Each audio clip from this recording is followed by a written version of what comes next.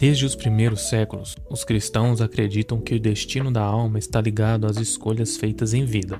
Mas não é só sobre fazer o bem e evitar o mal, é sobre fé. Muitos cristãos creem que logo após a morte já existe uma espécie de julgamento individual.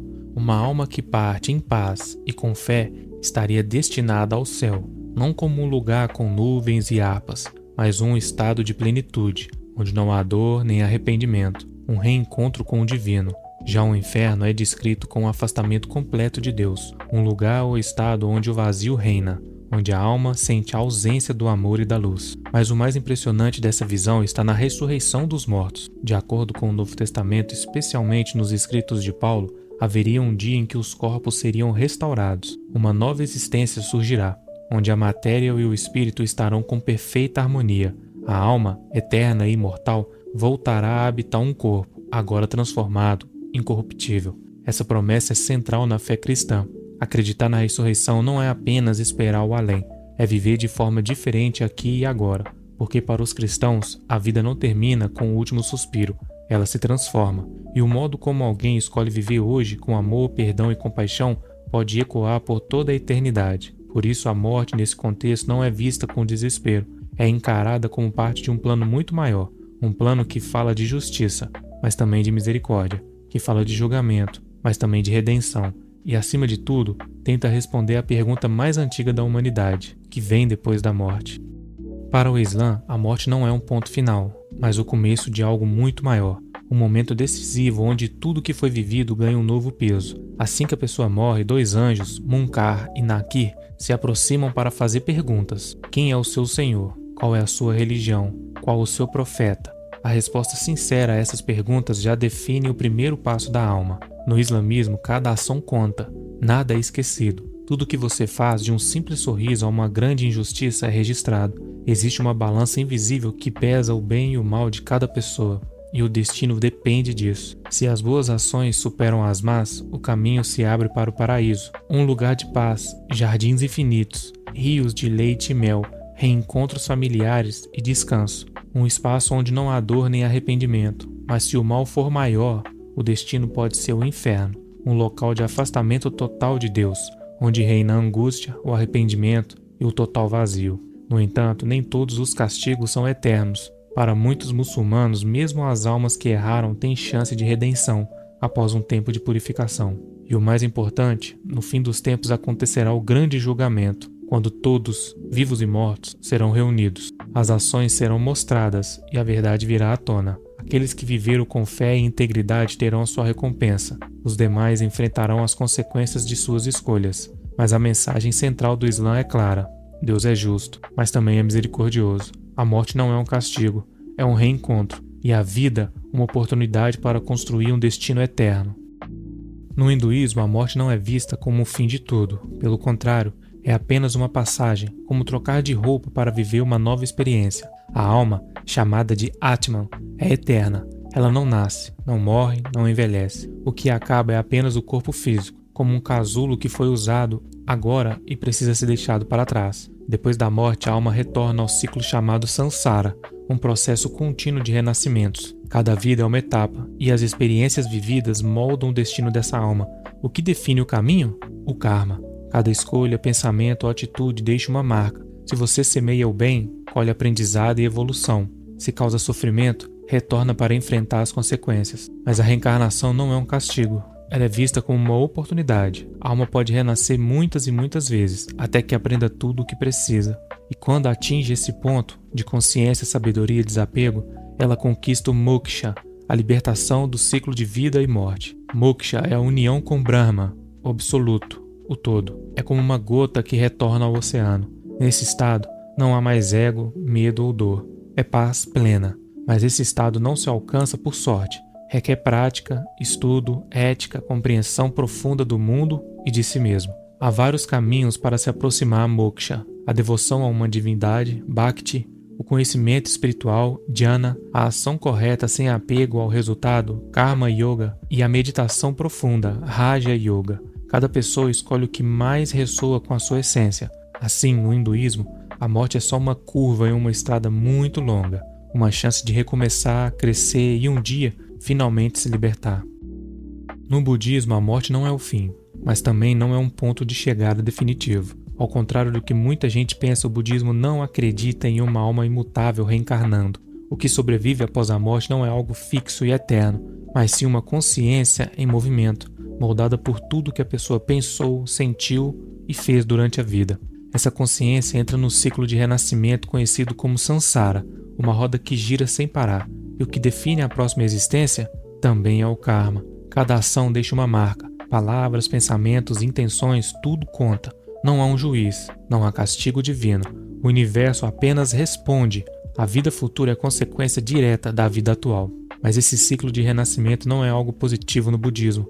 Ele é visto como uma prisão feita de sofrimento, ilusão e desejo. A dor, a perda, a insatisfação, tudo isso se repete vida após vida, e a única forma de escapar é alcançando o nirvana, o estado de consciência onde o ego se dissolve, os desejos desaparecem e o sofrimento chega ao fim.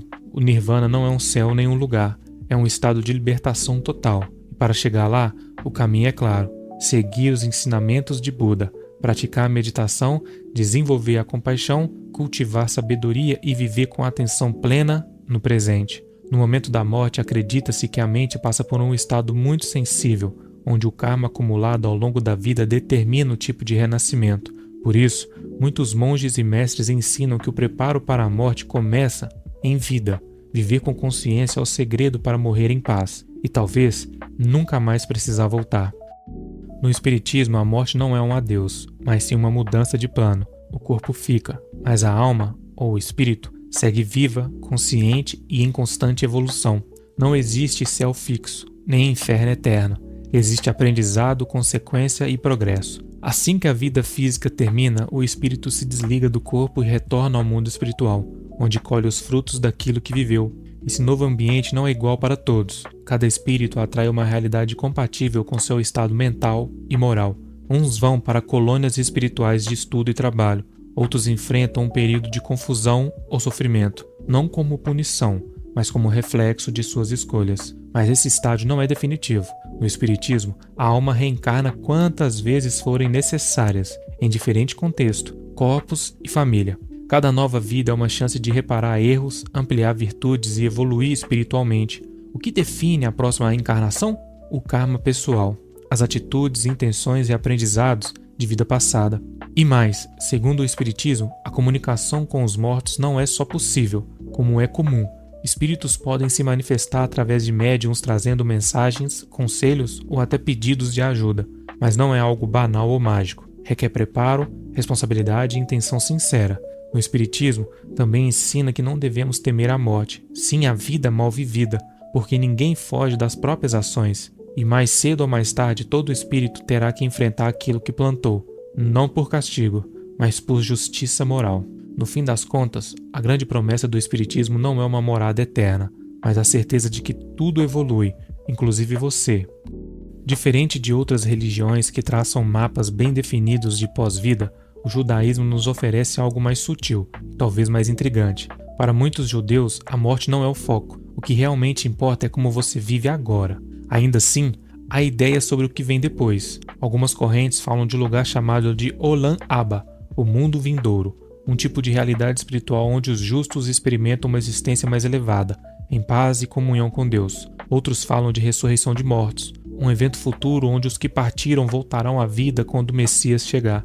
Mas nada disso é descrito com detalhes fixos. O judaísmo prefere deixar margens para os mistérios. A ideia mais central é que as ações contam. Fazer o bem, seguir os mandamentos, respeitar os outros, isso é tudo que molda o destino da alma. Não há uma lista oficial de pecados que condenam, nem um tribunal invisível vigiando cada passo. O julgamento, no judaísmo, é mais íntimo e menos teatral. É entre você e Deus. E há algo ainda mais curioso. O judaísmo raramente fala sobre o inferno. Existe uma ideia de um lugar chamado de Gehinnom, mas ele não é um poço de fogo eterno. É mais como um espaço de purificação espiritual. A maioria das almas passariam ali por um tempo, antes de seguir para algo melhor. É como um estágio de revisão, não de condenação. Outra marca no judaísmo é o respeito pelos mortos.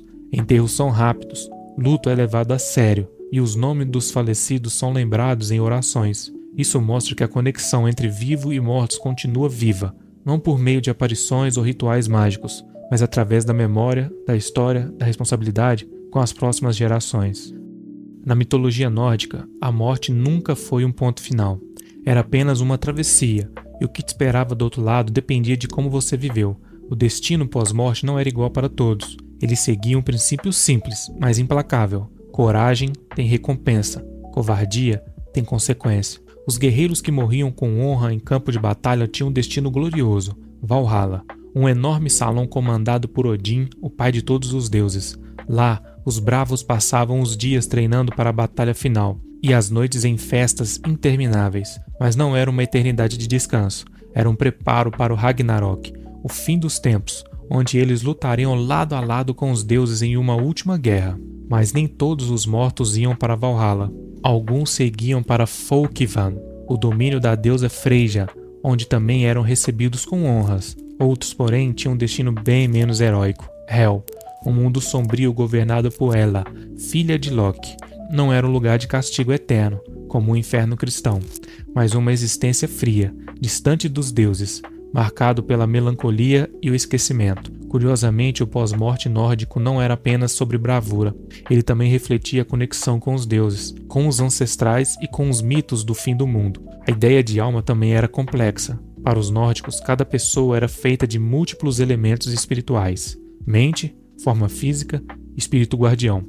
Quando alguém morria, essas partes se separavam, seguiam caminhos diferentes ou se fundiam no cosmo. Por fim, a morte era respeitada, mas não temida. Os vikings não buscavam a eternidade, buscavam honra.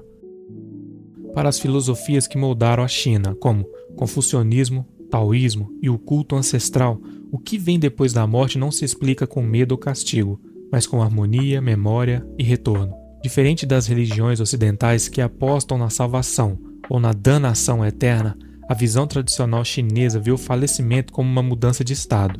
A alma, segundo essa crença, se divide. Uma parte permanece no mundo espiritual conectada à família e aos descendentes, outra retorna ao Tao, o princípio eterno e impessoal que permeia todas as coisas. Essa crença deu origem a uma das práticas mais antigas e respeitadas da cultura chinesa, o culto aos ancestrais. A morte não apaga os laços familiares, ela os reforça. Os mortos continuam influenciando o mundo dos vivos, e cabe aos vivos honrar essa presença com rituais, oferendas e respeito contínuo. O ancestral esquecido poderia se tornar uma presença desequilibrada, mas o ancestral lembrado era visto como protetor, conselheiro e guia invisível. Já no taoísmo, a ideia é ainda mais fluida. Não há um céu nem um inferno. O que existe é o retorno ao Tao, a fonte eterna de tudo. A vida e a morte são dois lados do mesmo rio, e o sábio é aquele que flui com ele. Morrer é simplesmente voltar para casa. O confucionismo, por sua vez, evita discutir o que não pode ser comprovado. Sua ênfase está na vida prática e na moralidade cotidiana. Mas mesmo assim, ele valoriza profundamente os rituais funerários, o luto e as lembranças, como uma forma de manter a ordem social e espiritual. No fim, para a tradição chinesa, morrer não é desaparecer, é mudar de lugar dentro de uma estrutura invisível que mantém vivos os vínculos entre o passado, presente e futuro. E para você, o que acontece depois da morte? Escreva aí para mim nos comentários, curta e se inscreva no canal para mais conteúdos como esse.